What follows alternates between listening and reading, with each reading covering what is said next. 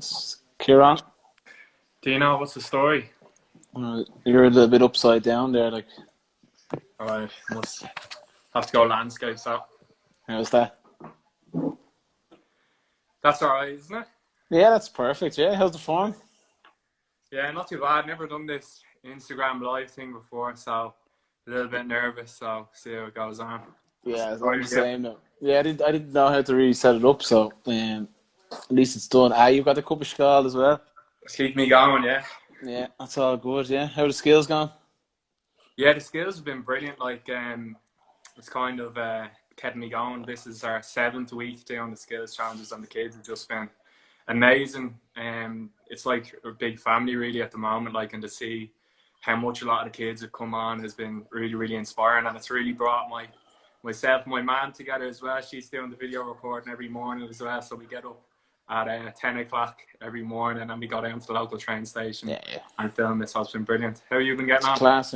Yeah, good now. Yeah, just things are flat out in work, obviously in Stuart, so we're busy at the moment. So all hands on deck now in terms of just staff, just doing everything we can, obviously to provide support for the service users during this time, because it's just been crazy. The last couple of weeks and months has just been nuts around the place. So, but look, the staff are doing amazing, and service users are safe and well, which is the main thing. So it's it's been positive from that perspective. And then obviously different things, we're just trying to different competitions just to keep staff and service users engaged and happy, because obviously you can't see their family and friends at the moment. So that staff support, staff connection is huge at the minute.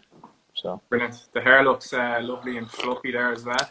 That poll today now was it was interesting. What one in the end was the mop or the shave? You don't have the mop. People want the buzz back. The buzz back. So people want the buzz. So I think I'm gonna have to. I think I'm gonna have to get Neve to give the old trim later on tonight. Jeez, I look forward to seeing that now. Yeah, I've a feeling though it might not grow back afterwards. That's my problem. Yeah, hair transplant. That's such a lie.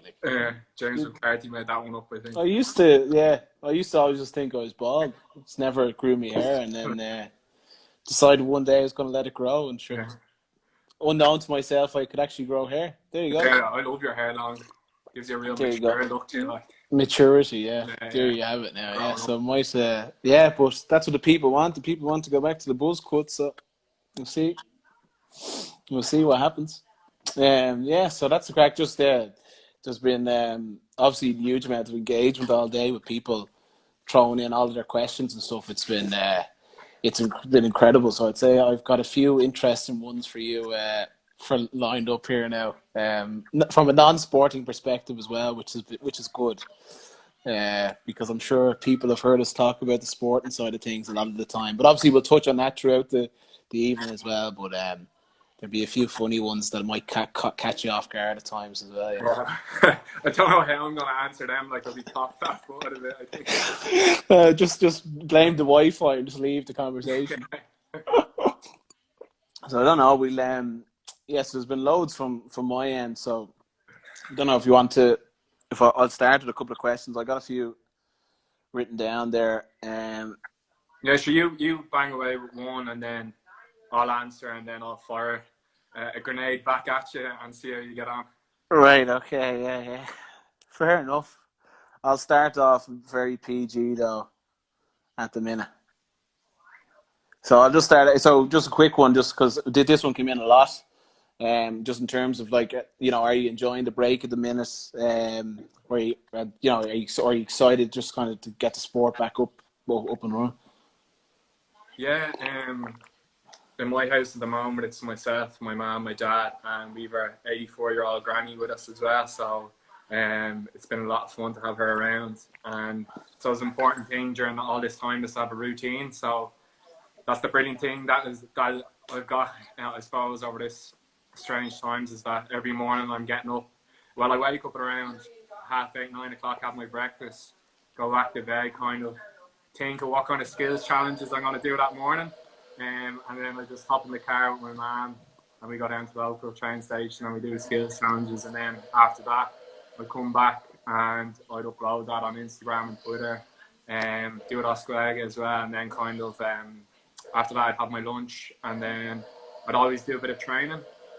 So whether it's doing skills or whether it's doing a gym session or whether it's doing a bit of running, and then I'd come back down after that, get back to the kids. They've been amazing. So, and then after that, my mum or my granny would kind of do an activity. We'd be out the back throwing tennis balls together, playing with bats and a ball out the back as well. Or a couple of days I went on a cycle with my mum. So it's been a really special time to connect with my parents and my granny. So, and then doing the skills challenges, and I suppose focusing on making myself better as a player as well. I seen your dad made an appearance there today, did he? Yeah. Someone said on Twitter he didn't look too impressed being there, whereas my mom is only delighted to be in front of the camera. Your mom has been great, crack, and your granny, but geez, your dad looked, he didn't look too impressed there today, no? Yeah, it was a bit of a push to get him out of bed.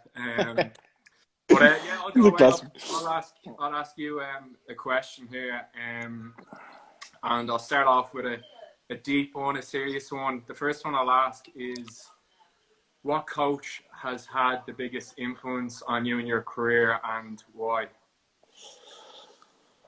Well, that's a good one there now. I suppose for me, I've obviously lucky enough to been involved with loads of coaches. Firstly, before getting onto the Dublin panel, I suppose Paul Curran would have had a big influence on me in terms of my time with Ballymun Kickums and getting myself from obviously playing club senior football to playing with Dublin. So he was a huge influence on me. And then I suppose just kind of closer to the more modern times, I really had a good relationship with Jason Sherlock, and I just thought he was an exceptional coach in terms of just his level to detail and the amount of I suppose time he put into me as a player. And he gave me a huge, he provided me with lots of learning, I suppose, and something that he helped me usually with my free taking as well. Just his knowledge of the game, he'd have to play at the top, he exceeded at the highest level, and then to have him as a coach, someone that you looked up to as a kid, to be able to communicate with him and bounce things off him was usually, beneficial for me as a player. So I'd certainly say between obviously Paul Curran getting up to the Dublin level and then having Jason there was huge. Brilliant. Which was big. And you? Oh, jeez. I didn't know that question was coming back. Yeah, sure. Obviously, getting a little bit when I was younger, I was lucky I had two primary school teachers that drove me when I was younger in a coaching capacity. I had one from Loch Garman, Anton O'Clery. He influenced me massively in the hurling side of things. And then Crowell Brusnicon, a good Kerry man, had a massive influence on me when I was younger. When I was in school, Oliver at Guelph School, we used to play football every lunch, and he used to always make me play on my weaker foot, and it made me better and helped me improve on my weak side. So Crowell Brusnicon, big thank you to him. And then all the way up, I had really good coaches then, parents and mentors. And then when I got up to Dublin level, I suppose Desi Farrell was a massive influence. Underage level, he brought us up under 13 all the way up to minor. And unfortunately, we lost in a minor final against Tipperary. And then I remember. Of recent then, I suppose Jo and Declan have been massive influences on us as a team and as individuals, and really excited. But it's so important to have good coaches and to listen to them and to take their advice on board and always look to improve. There's always an area you can improve on, so I think that is vitally important. Mm-hmm. And because you played a huge amount of hurling growing up then as well. So when did you decide not to play the hurling over the football then? A lot of people are hoping that you do go back hurling as well now as well. There's lots of them questions coming in. So yeah, some people have been slagging me, seeing me do the skills challenges in hurling. They think I might come back and play for Dublin. But it's funny, like when you're younger, you're 12, 13, 14. The amount of times I just would have hopped on a bike and cycled to the Phoenix Park with my hurl and stood there in hand with my friends. A couple of my friends, Shane Bowen, Lone Quinn, Ross Munns, we used to just cycle all around the place and carry the hurls and stiffers. It was everywhere, and I just used to love that. So it's actually been brilliant. I've gone out in the green, poking with my dad. I've cycled down to the local park, Portastown, with my hurl in hand, just poking the ball off the net. I feel like a kid again. I love hurling. But I suppose when it came to that age, I just made a decision. I had a big connection with a lot of guys the same age as me: Jack, Fento, Smalley, Mano, Emil O'Keneally. These guys are all the same age as me, born in 1993. So what about myself? No. You came on a little bit. It's a year below later. you. So it's a year below you. Yeah. First time I met Dean was it was in 2012. That year, me and Dean were only nippers then, and I always remember Dean. As soon as I came in, was so welcoming to me, made me feel at home, and straight away we connected. Yeah. And have become best friends since. So that was a good memory. It So was. it's my turn to ask a question now. Right, go on. You're talking. My question is, it's from an anonymous person. Okay. Who is the least punctual on the Dublin team and always has an excuse? It's a very difficult one, but it's Michael Fitzsimons. Mick Fitzsimons, good cooler GA man, fantastic player, shocking with time, shocking with arriving late to every single meeting possible. He's just he comes across the most unorganized fella in the world, but yes, he's one of the best defenders in the game, but he's he divides opinion amongst the group in terms of when he's late and stuff, but I think he does it on purpose now at this stage. One time he's too late. One time me and him were in San Francisco and we were getting collected. We were going to this race meeting in San Francisco, and Fitzy, we were getting collected at 11 o'clock, and I go to Fitzy, you need to be back for 11:15. And then he goes, oh, CK, it's okay. I'm just going to a coffee shop on my laptop to just do a bit of work. I was like, Fitzy, please just come back 11:15. Next thing, it's 11 o'clock, and I was saying to Fitzy, where are you? He didn't arrive till 11:15, like, and we were going to this, we were late to this race, I told him numerous times. So yeah, Mike Fitzsimons. I know. Well, hopefully he's changed his ways at the moment in terms of his line of work and what he's in. But I'm sure he's working on it now at the moment. Come here to me. We'll move on from that one in terms of most crack in the dressing room. Most crack in the dressing room. I'd have to say he could be tuning in at the moment, but Patrick Wolf Andrews. Specialised in finance, but he Messes Ireland. Yeah, he has to be the funniest guy around. He's just so charismatic. We're fortunate enough to go on a few trips away with him. He's great out of crack. So if you ever see the Wolf, give him a hell, and he'll come over and he'll be good banter. I'd have to agree with you on that one. Now the Wolf is he's up there with the best. I think everyone would agree that he's up there with the best crack. And before him, I think Owen O'Gara last year, before he left, was a massive character around the squad. In fairness, always someone to just have a laugh with. So I think the two boys now, definitely. Massive, huge characters. All right, I've got a good one for you here. It's from Ryan Murphy, and I got a bit of help with this one.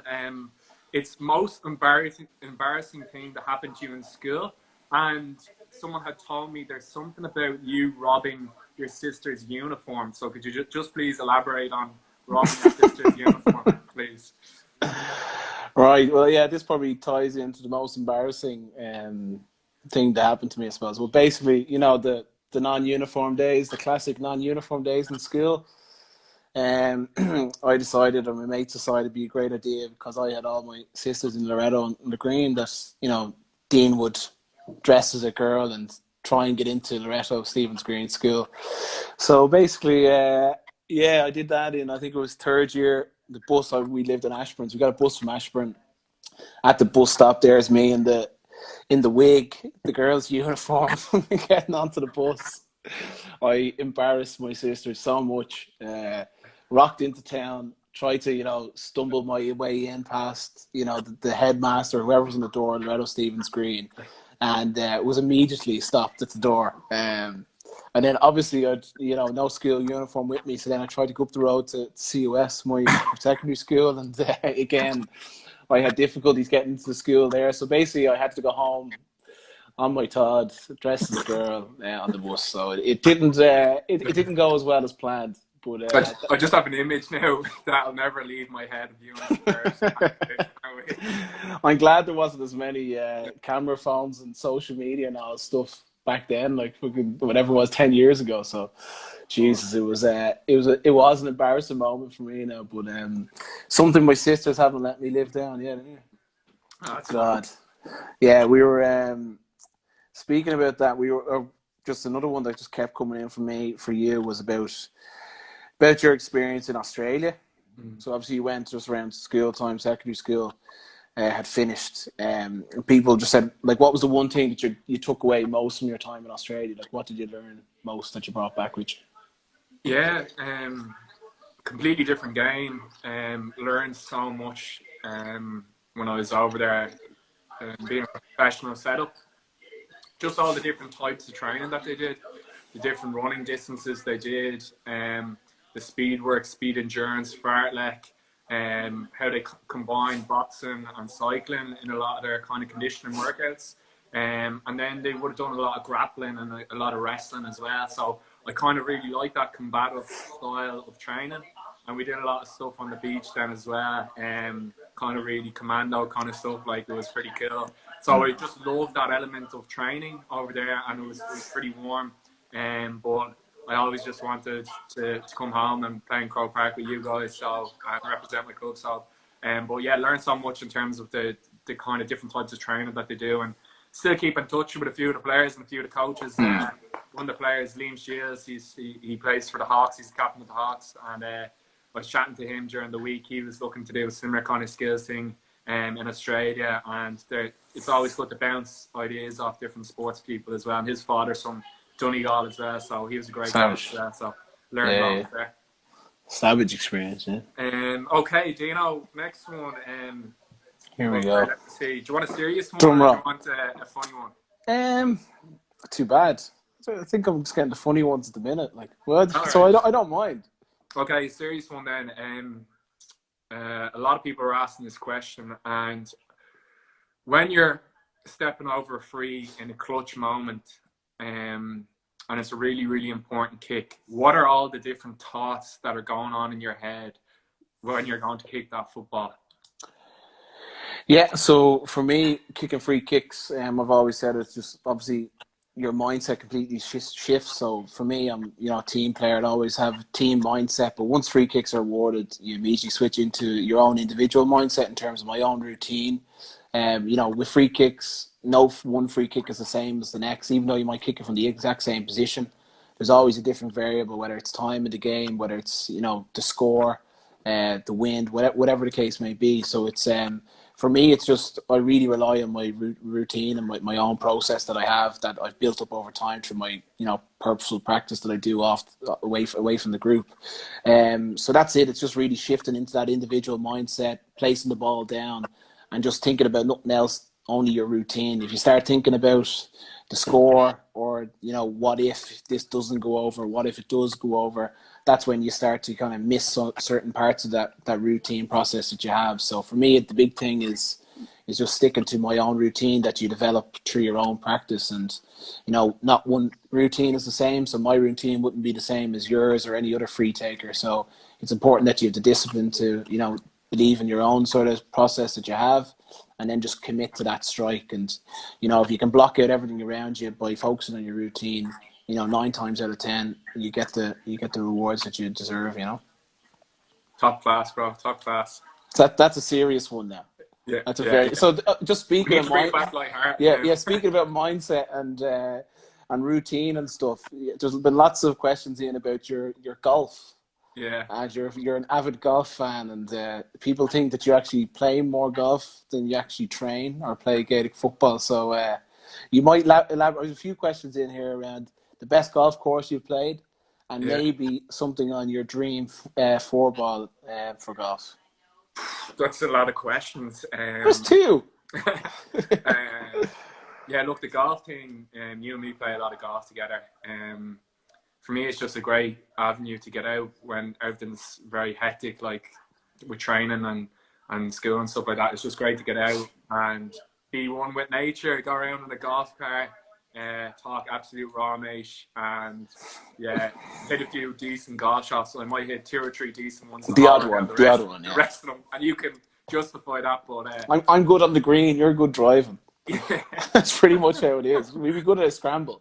Yeah, we played a few interesting golf games together, myself and Dean. Some of the golf courses, one of the coolest moments of my life, I'd say, would have to be I was in Dubai in the off season and got to play with Robbie Cannon and Shane Lowry, and to play with Shane Lowry, who just won the Open, and he was the nicest, most gentlemanly kind of a guy you can meet. And the three of us were just there, having the crack, having fun, talking GA, talking about sport, and it was a pretty cool moment, I have to say. And then other places, loved the rounds of golf you and me played in Aloha and Quinton. Oh yeah, Quinton Lag. And then you had a good one with Wolf.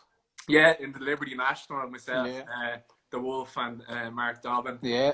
From Savile down, we good played friend. Liberty National with Statue of Liberty in front of us. So that was pretty special as well. So you played in a few top ones, so. You've played in a few top ones, so. Yeah. Yeah, deadly, yeah. Yeah, the Dream 4 ball, that one got me thinking as well. Now, I didn't know who would you pick? Who to put in, like. It's a hard one, you know. I wouldn't, you know, you can't go too wrong if the Wolf is in there, you know. You wouldn't enjoy your golf then. The Wolf, the Colonel. The Colonel would be someone else. Good one, is that? Yeah, so I know it's you could play endless amounts of golf with anyone, you know. The lads are serious. I wouldn't mind playing with Jimenez. Jimenez seems like a cool dude.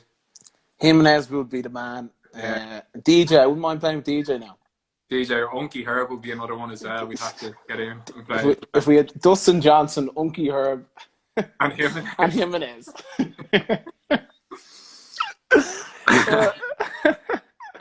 And Ducky would be there as well. Yeah. All right, next one for you. Okay, let me see now. Yeah, okay, we'll go for a bit of a fun one while we're on it. Yeah. So having this one is from your sister Shannon Rock. Oh, that's lovely. Shannon. Having 4 sisters, what is the worst thing they made you do? Worst thing they made me do? Mm. It's probably like dressing up as a girl again or something. What is this all about? Like, I'm not into it or anything, you know what I mean? I was forced. She was saying that you were a big fan of that. I was the same. My 2 sisters as well. They used to always love trying to put makeup on me. It probably is something stupid. Like, yeah, I don't actually know. Yeah. That probably is the worst thing that they asked me to do.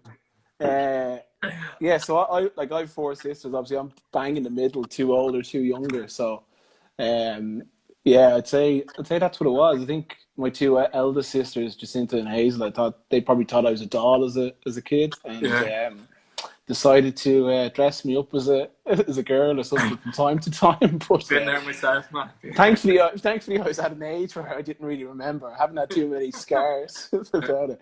But now that you're saying it, it's kind of bringing a few flashbacks back. You know what I mean? So, jeez, you had the same problem, did you? I did. I had 2 older sisters as well. So yeah, well, as long as there was no high heels involved. Right? No, none of that. We'll go back to something a little bit more serious. Go on. It's from Adon, and it's just, so what are like the big things that you focus on before a game that, you know, if I've got this stuff right before a game, what routine, focus, and kind of like pre-match rituals would you have going into a game that you know you're spot on then?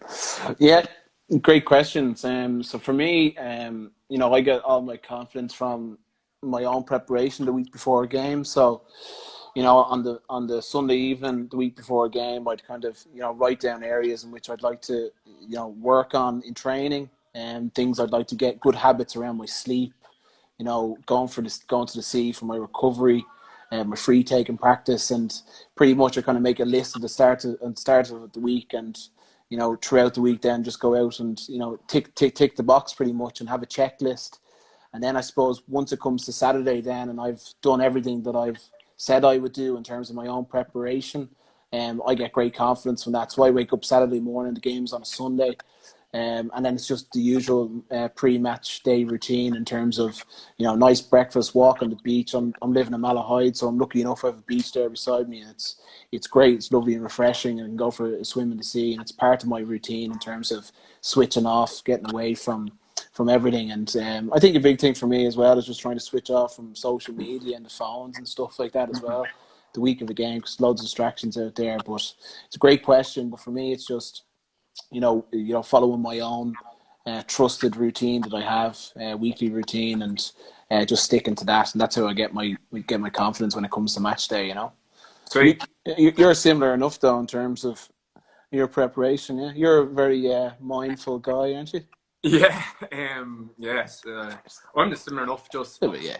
you just prepare. Preparation is so important. So like training well into the game, going to the sea, swimming pool, making sure your legs are fresh, eating well, getting good sleep, and then outside of that, like before going into games, just making sure I'm nice and relaxed. So when I arrived to the hotel, in the past I used to love playing ping pong before games, but I used to get too competitive, so I would be sweating too much and using too much mental energy. So I just had to bite the bullet and just sit in the beanbag waiting for the game to come on. But I listen to Enya before games, so she kind of relaxes me before games. But the preparation done.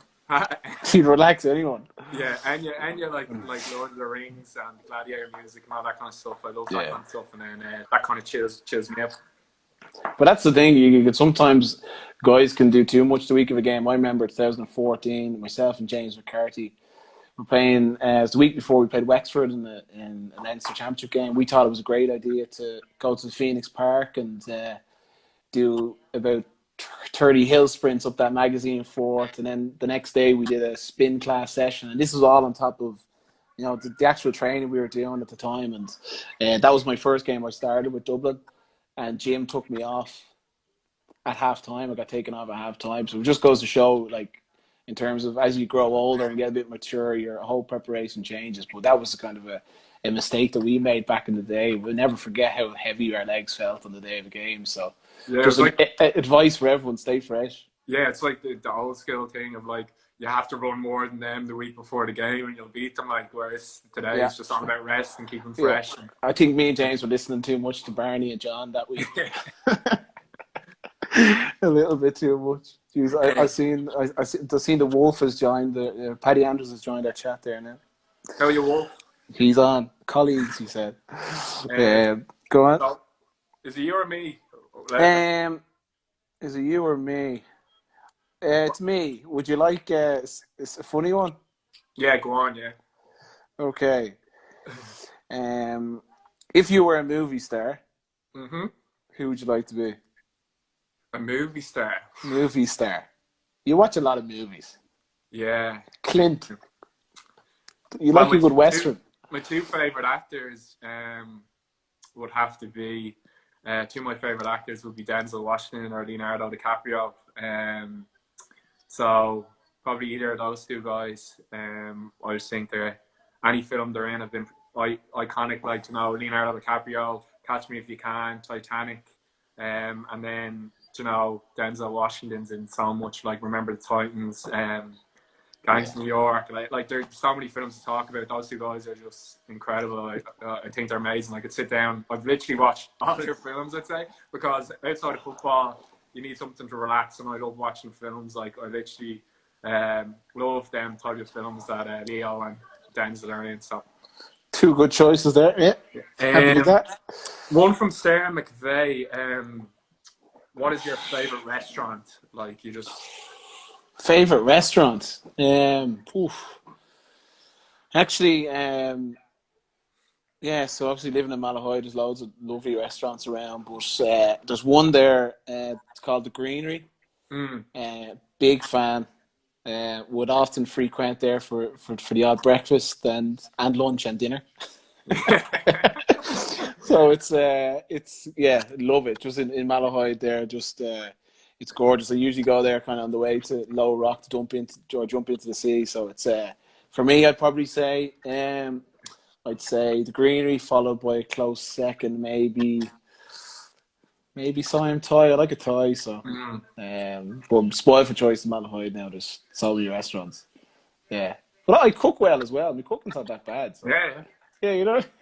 What are you laughing at? No, yeah, you're a good cook. You beat me in the challenge between you and me. Everyone thought your cooking was better, but I've improved immensely since. I think I'm ready to say it wasn't a competition. We both helped each other that day, in fairness. So it was good. So come here, what obviously loads of time to spare at the minute, loads of time to pass. Netflix. Do you watch it? And what are you watching at the minute? Netflix. one I watched last night was Extradition. Thought it was decent enough. And then outside of that, I've been watching the Michael Jordan documentary. It's really inspiring to see what went on in the background with all the different players like Scottie Pippen, Krause, the general manager, Phil Jackson, where he even came from. He started off coaching in Puerto Rico, pretty cool. And then Dennis Rodman, he was a bit of a mad character in the crack that went on. So I'm really enjoying watching that at the moment, and like just really excited to see the next couple of episodes. And it's really interesting as a sports person. Yeah. I think I'm gonna wait. I think I'm gonna wait till they're all finished. That's probably better, I think. And then watch them, because I hate waiting on the next episode. Yeah. So I think that's my approach. I'm gonna wait for a while and what are you watching? What are you watching at the moment? I'm actually watching a bit of Mindhunter. Oh, is it good? So have you seen it? Yeah, not bad. Yeah, not bad. Slow enough. So I don't know. I started watching Ozark. Yeah. And gave it 3 episodes, and Neve wasn't enjoying it too much, so had to move on to the Mindhunter instead. Yeah, I was watching Homeland as well, but all these long series, they're tough. Like, was it like 7 or 8 series? Like, enjoying it, but like, it's too long. I like a classic film. I'd rather watch a classic film now than I was watching Dynasty for a while as well. I was enjoying Dynasty, and I love all the Narcos and stuff. But class one. I like a film. I prefer a film. Yeah. Nice. Okay, Dino, let me see. What about? I've got a good one here for you now, and I'm actually. There's that many questions, and there's not loads coming in as well, so it's hard to pick them. Yeah, thanks everyone actually for all the questions, but this one is a good one, all right. So, which player from past or present would you like to play with? And it can't be Barney, your dad, Dublin player. It has to be someone else. It can't be a Dublin player. Can't be a Dublin player. It has to be someone from a different county. Oof. Past or present? Past or present? Well, I was a big fan of the big fan of the Galway team of the 90s, early 2000s. A player who I would have loved watching was obviously Michael Donnellan. He was a player who, I would have loved watching, and obviously anytime I was watching the Galway team, he was one player I would have kind of watched a lot. Obviously then another one would have been Declan O'Sullivan from Kerry. A great player. Both footed, just so good on the ball. So they were 2 guys that probably would have loved to have had an opportunity. Well, obviously I've played with great Dublin players, and I'm happy with playing with the Dublin players I've played with, obviously, but they were 2 players who I would have really enjoyed watching growing up, Sweet. So it was a good one. Who else have we? Here we go now. So just moving on a little bit, we'll talk a little bit now about. I'll just say hello there to Mac Rocha. Say a big hello there. It's Neve's cousin in New Jersey. He just wants to say hello. Neve's nephew, sorry. He's up, so I want to say hello to him. So come here. Favorite sporting memory outside of football? Favorite sport memory outside of football? God, that's a tough one. Is it? I thought this would be an easy one for you. Sporting memory of recent, my favorite sporting memories every year would have always been the All-Ireland hurling final. I went into all the All-Ireland hurling finals, so those great finals between Kilkenny and Cork. And then the later years in Kilkenny and Tipperary. And I used to always love the Wimbledon finals, those sport memories, Nadal versus Federer, or Federer versus Roddick. I'm cutting across you here for a question, because we've had loads of questions in today about is it true that you could have made it to Wimbledon? I could have made it to Wimbledon. Yeah. No, but it's funny. And of course, just quick, you and me went up to the Open this year, and it was great to see a GA man, Shane Lowry, do something special, and that was obviously one of the biggest sport memories ever as well. That was pretty unreal. When I was younger, tennis used to be my number 1 sport. I used to train 4 or 5 times a week on the Leinster squads out in Leopardstown Dome and in Castleknock Tennis Club. That used to be my favourite sport, but when I started going to the tennis clubs with muck on my knees from coming from GA games, I don't think that we appreciate that, so I decided to stick to the GA. I still love playing a game of tennis, and lucky in the past I've had Jason Sherlock living in the locality, so we go for an game of tennis from Yeah, it's always nice to downtown. have. Nice to have someone to beat, really, I suppose, isn't it? Yeah. And then we actually had a doubles game one time. A cousin of mine, a relation of mine, Simon Carr and his dad Tommy Carr played myself and JL in a game of doubles before, and that was pretty good crack as that. So yeah. Paddy Andrews just said he didn't even win the Kit Kat Club competition in Castleknock back in the day. Paddy, all right. Yeah. Oh, jeez. All right. Let's see. One for you now, Dino. What was your? It's kind of two questions you can answer in two ways. The first one is, what was your favorite holiday? And then the second one that's kind of tied into the question, and this is from Ethan Neelan, and the same question tied into it. What was your favorite celebration of anything ever? It can be club, it can be county as well. So two questions for you there. Off you go. Favorite celebration? Or like favorite holiday, like so favorite holiday first, why? And then your favorite celebration, was it like winning with club, or was it a specific year with Dublin, or was it with CUS in chess or debating or anything like that? Well, now that you said it. The Quidditch Cup. Okay, well, the best, I suppose, look, last year's All Ireland obviously is fresh in the memory because it's obviously the last one, but I just felt that evening in Croke Park was just quite special. That Saturday night, the replay, lights on in Croke Park, Tin Lizzie playing. Afterwards, that was a moment I'd certainly never forget, and obviously the night and the days after were just really, really special. Obviously, the girls played the next day, they won, and just the momentum of that whole week just kept building and building. And yourself, and Paddy went to New York, and That was pretty. Yeah, we just had the most unbelievable time. So like, that was probably my favorite celebration experience of the last number of years, and obviously we've been so lucky to have won what we've won, so it's been incredible. And so yeah, certainly 2019's post All Ireland replay celebrations for me, definitely the best. And the next one was best holiday destination. That like best holiday, like one that you enjoyed the most. It can be whatever you want. Like it was, it's a good one. We had a great one actually in 2018. We went to myself and yourself actually again. We went to Marbella. Oh yeah, post Tyrone, and that whole weekend was just so fun. And I mean, the weather was class, the beach clubs, and just it was unbelievable experience. But obviously, then just as a kid, you kind of remember your family holidays. We used to always go away to Costa del Sol in Malaga as a family, and they're the ones you kind of remember most because you're out and about and you're active and you're having the crack. So it's been pretty cool. But I think Marbella topped Costa del Sol just a small bit. That's was similar enough to a question I have. What's your favorite holiday destination? Oh, you've been to some great places. Yeah, tough one. I suppose a couple of my favorite places to go.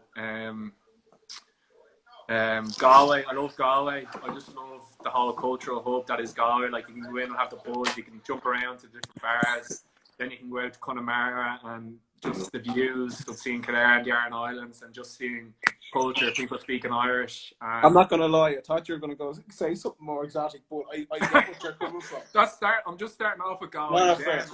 After Galway, then like that after the All Ireland last year in New York City was pretty insane. Like, people were just so generous to us, and like just made it the most special time ever. And I was just gonna say, like, yourself and myself were celebrating after the All Ireland, and we were in somewhere, and then Paddy slagged me about the Aran Islands, but we were actually celebrating, and then we had to go to Croke Park to see the ladies' game.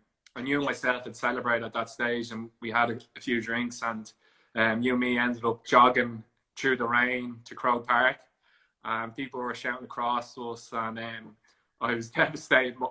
I kind of slipped and fell and No, smashed my you phone. didn't kind of slip. You slipped. It's not. I used my phone to protect myself, and then next thing I lost all the lovely messages that people sent to me. So I was pretty depressed. But then the last place that was the most amazing place I've ever been in the world, it was Queensland in New Zealand.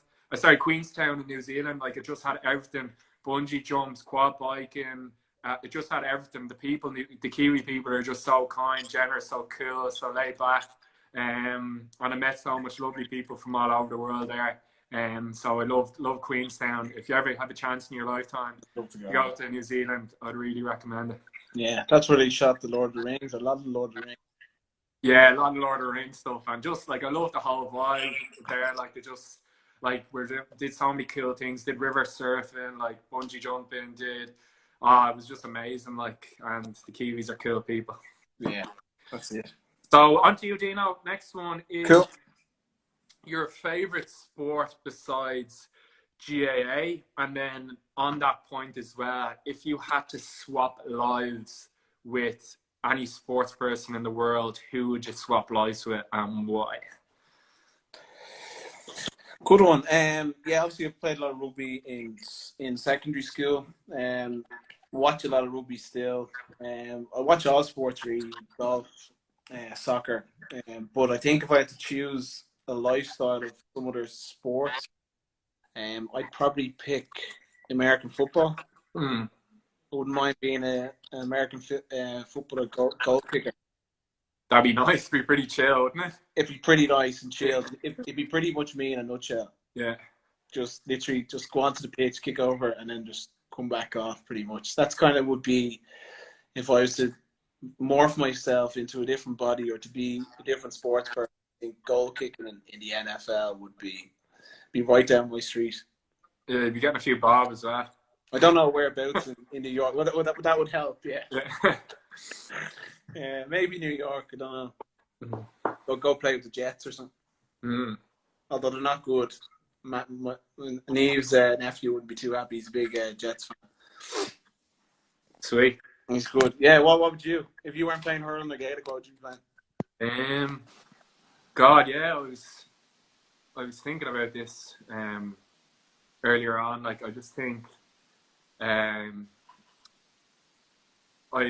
like golf, like being a golfer, I just think it's so chill. You're hitting a few balls and you're traveling all over the world and you're getting well looked after for doing it, and you're just seeing such amazing places all over the world. And then I was thinking, like, another thing that I'd love to do is like that guy Slater, the surfer. I wouldn't mind being the surfer Slater, like just going all around the world, cool waves, living on the beach. Like, I just think that's pretty cool then as well. So I'd either be a surfer or a golfer. But the travel element's a big thing, yeah. Yeah, any sports person would really like, but like I think those two would be pretty cool. Yeah. Fairness, like, it is pretty cool. I don't know about I don't know about whether you've time to make it as a professional golfer, but it won't be for a lack of trying. No. You give it everything you can. I'll be your caddy. Yeah. I'll keep you nice and calm before your strokes, right? Just to shout out, the Wolf said AC Slater there from Safe Foot. AC Slater. Kelly Kabowski. My favorite programs. Brilliant. Zach Morris, Kelly Kapowski. Paddy was a big fan. Yeah. we should have added Paddy to the chat. Yeah, we really should. Say, but go on, yeah. Is it you? Yeah, sure, I'll bang away again. Okay, this is an interesting one. I thought it's from me myself. If you're stranded on a desert island, what 3 people would you bring with you, and what 3 things would you bring with you? If I was stranded on a desert island, 3 people.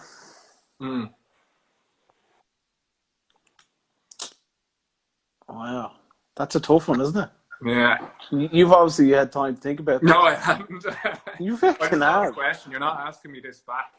This is just for you. You can ask me another one. Well, obviously, I'd bring my phone. Yeah, phone. But then would it run out of battery? Like, would I need to bring a charger? Would that count as two then? Yeah. So I'd have limited storage. If I strand on desert island, I'd bring my phone. Oh God, that is very tough. I'll save you here now, Dean, because Well, I bring Neve. Jason Well, just said obviously, I'm that going to there. bring Neve. That'll bounce on to the next question. Someone asked the question, is it helpful having a sports person as a girlfriend, and did you miss her a lot when she was in Australia?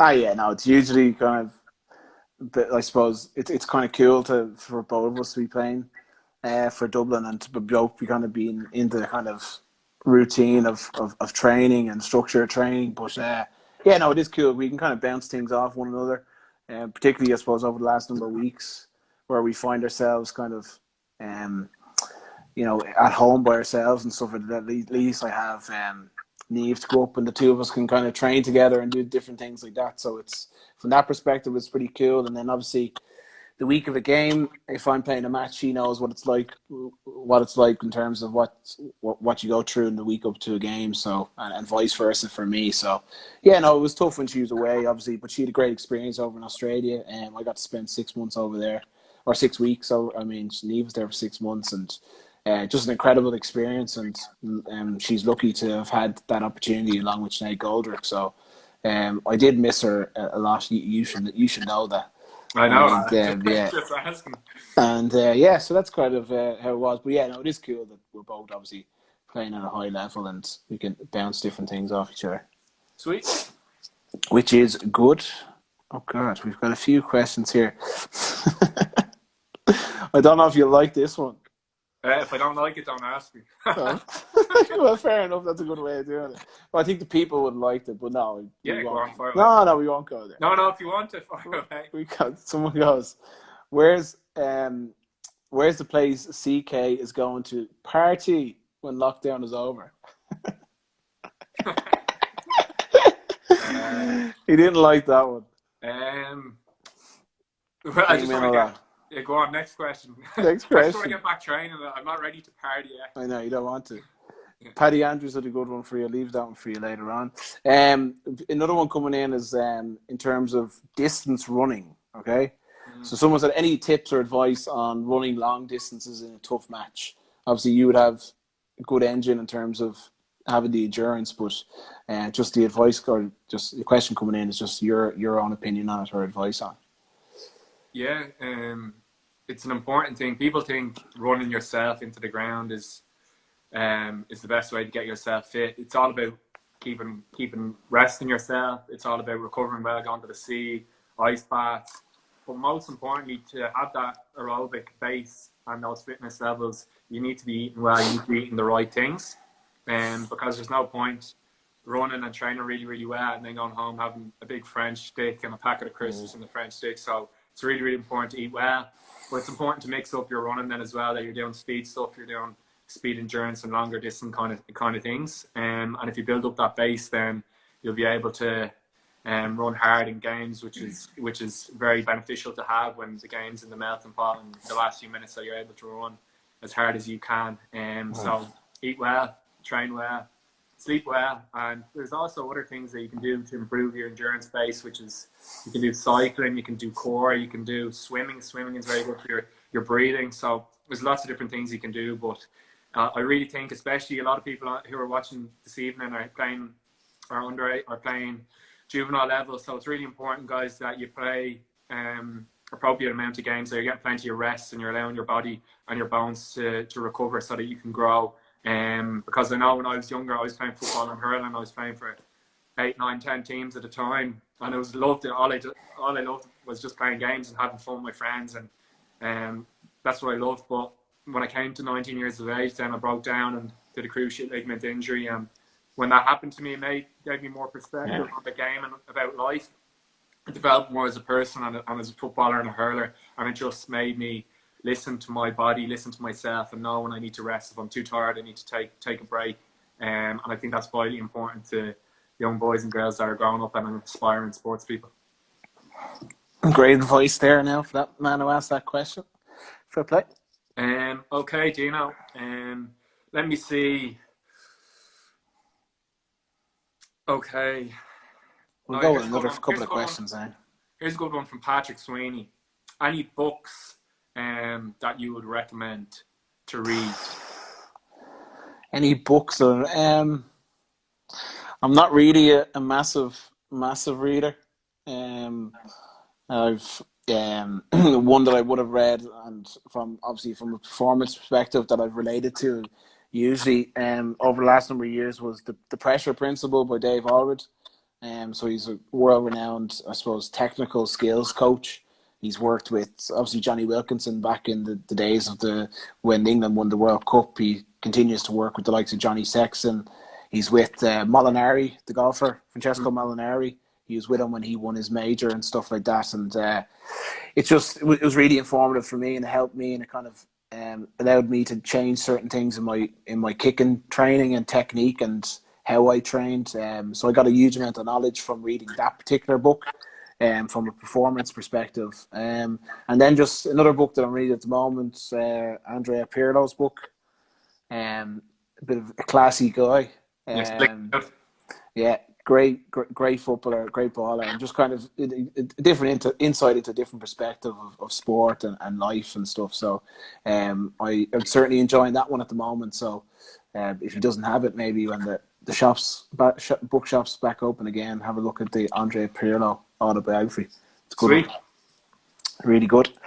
So we'll go for another couple of minutes here. We'll ask another couple of questions because there's still plenty of people here online. We're obviously not boring them too much yet. CK, they're all good. But just to everyone again, thanks so much for all your questions coming in. It's been enjoyable. Did you enjoy my stories throughout the day?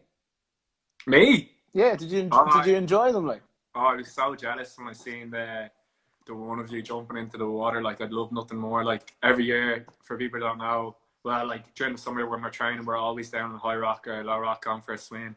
And there's nothing better than just jumping in the water and just completely refreshing you. Like, it's so good. Like, so I was so jealous seeing that. And then, your omelette looked decent now. I thought it was all right. And then omelette was decent. Okay, right. Fair enough. Smoothie looked good, but it's inspiring though to see all the work that you're doing with Stewart's Care and the awareness you're bringing to Stewart's Care. And just in general, like, that's one of the really positive things that has happened throughout all this is all the hard work, positivity, and innovation that people are doing, thinking of creative ways to raise money for different charities. I think that's massively inspiring. We've seen what happened with the Do It For Dan campaign, which is amazing. Incredible, yeah. To see with the small brothers, yourself, what everyone's doing and coming together, really, like, it's been really inspiring. That's been the major positive for Irish people just rowing together for good causes to raise money. So that's been brilliant. Yeah, it's the positive side of social media, I suppose, and things. It's just everyone coming together and seeing how they raised like 2 million in, what was it, 6 weeks or a couple of weeks, was it? It was just incredible. Like, yeah, and then obviously the two lads, the cycle for Declan Small the weekend was a massive success. I think they wanted to raise 1,500 and raise nearly 30 grand. So yeah, just goes to show when people pull together, it's usually inspiring. Yeah, so it's class. But yeah, no, I thought. Yeah, so like, look, Stewart's, you know, just about me and Stewart's obviously a massive part of my life. I've been there for the last 5 years, so it's been. I'm going to put myself through a bit of torture now on Friday with that 30-kilometer run, but hopefully I'll be all right. I'm going to take your advice on the long distance running there and the cardio, so I'm going to get my diet in order and just tip along, you'll be fine. I'll be all right. I'll be fine. Just saying my sister come in there and she said I used to be afraid of the water when I was younger. It's because my mum. She a bit of a character from Offaly. She used to do a leg and a duck and throw me into the water when I was younger, and I wasn't really happy with it. And I just see a few pupils from my school that I teach in St. Benedict's are online as well, and my club Castleknock as well. So I just want to say hi to all those guys then as well, and hope they're all keeping safe. That's a nice thing. I think Kev Mack was on there a second ago. He wants me to sing a song, but I don't think that's going to be happening. Yeah, I'll sing Pucker Bullet. It's too early in the evening. Maybe another time. Yeah. We'll do a song for everyone. Right, so we'll go with another maybe 2 questions each. Yeah, cool. And we'll let you get to bed then, because I know you've got plenty of skills videos to do in the morning. You do, I know. Absolutely. Paddy Andrews threw in a question here around how many turtlenecks do you own? I was actually considering that there this evening, and I was actually like so worried and nervous about what I was going to wear. I was on to you. I was actually considering. I was like, will I wear the turtleneck? And I was like, nah, I get sick for it because it's pretty warm today. But I had it there. I was going to throw it on, but no, I didn't wear it in the end. So I'd go with this. Just go with the cash. The cash look in the end. I'm getting some amount of messages at the bottom there. You can probably see it about I need to get a haircut. So I think a haircut is imminent. I think like if I think you just have to go with it. You do, like if you could tie it into some sort of a way that you can race once or serious, that'd be brilliant. And if you could do it live, we could nearly do it live now. Yeah. I don't think it would go down too well now. Go on. I have two more questions to ask. So I want them to be, see if there'll be two really good ones. One's going to be people want to know lots about you and how you became such a great footballer that you are. So one is, and then all everyone's really interested about this one is, how do you practice your frees, your routine? If you were going to give advice to young free takers, what would you give to them? And what is your routine? What do you do that you know that you're preparing for a game? Well, for me, when I was growing up as a kid, I would have done a huge amount of practice on my free take, and nearly too much practice.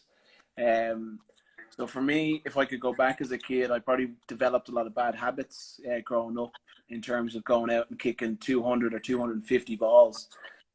Yes, my appetite for practicing was great, but at the same time, I was probably kicking a lot of the time under fatigue, or I was probably, not taking the learnings from my kicking. So I probably developed a lot of bad habits as a kid, and as I got older, I started to do, less number of kicks per training session. You'd see me if I was kicking frees, I'd probably only practice maybe 30 each session, maybe 60 a week. Whereas, in compared to years gone by, I would have done maybe 200-300 kicks a session. So for me, for youngsters starting out, I'd just say, look, just do as much purposeful practice as you possibly can. When you get to a stage of if you do miss a free, you know why you've missed a free. I think that's when you've kind of cracked it. So whether it's shoulder position, whether it's a lack of commitment to the strike, whatever the case may be, you will know from doing your purposeful practice what's a good kick and what's a bad kick. So for me, the big hallmarks of good free takers is knowing why you've missed a free kick. So if kids can develop that through their own learning, I think that's usually powerful and beneficial in the long run. Super. And I just seen my mom is in the sitting room there, and she's just wrote a message underneath there, and she said that my granny loves your long hair. And my granny's been staying here for the last couple of weeks, and Dean made her day. One of the days I was on video call, and she got to see Dean, and he put her in great spirits straight away. And just wanted to say, Granny loves your groovy. So yeah. That's lovely. Well, a big hug to your granny now when you go back in. Yeah, social distance high five. Yeah, but of course, social distance high five. Yeah, that's fair enough. Yeah, but come here. Yeah, so for me, obviously, huge admiration across the board here from questions coming in for you in terms of you as a person, you as a player. And a question that just came up is, what would you say are the main, I suppose, strengths or traits of a good sports person, and more importantly, a good person off the field? Yeah, I think a good sports person and a good team person and a good person in general is someone who puts their teammates ahead of themselves, is willing to work hard, is committed for the team, for the greater cause. Someone who's done really well and really successful, recognises all the role models and people, teachers who help them get developing skills and be the person that they be, to recognise that, and then see the, I suppose, power they have as people and as sports people to give back to their community or inspire and motivate kids all over the country to be sports people themselves and be good people as well. And I think that's vitally important, and it's given me massive energy over the last, I was only meant to do skills challenges for 1 week, and this is the 8th week for me to see. It's given me a great buzz and energized me to see all the kids taking part and seeing them improve from all over the country. It's been amazing. So I think as a sports person and a person, just helping people, being a nice person, having good manners, giving back, and then as teammate, just helping your teammates, being honest. And yeah, I think that's vitally important. But yeah, no, thanks for joining me this evening. No, I always love chatting to you, Dino.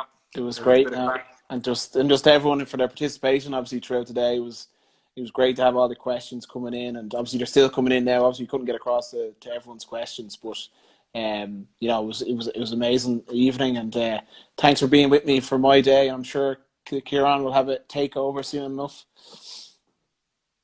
Yeah, thanks everyone for taking part and asking such amazing questions. Really enjoyed it. And Dino, thank you. I learned loads more about you tonight. Likewise. Yeah, that's it. All right, guys. Thanks, Ciarán. Right. See you guys. Thanks, guys. Bye-bye. Take care. Bye-bye.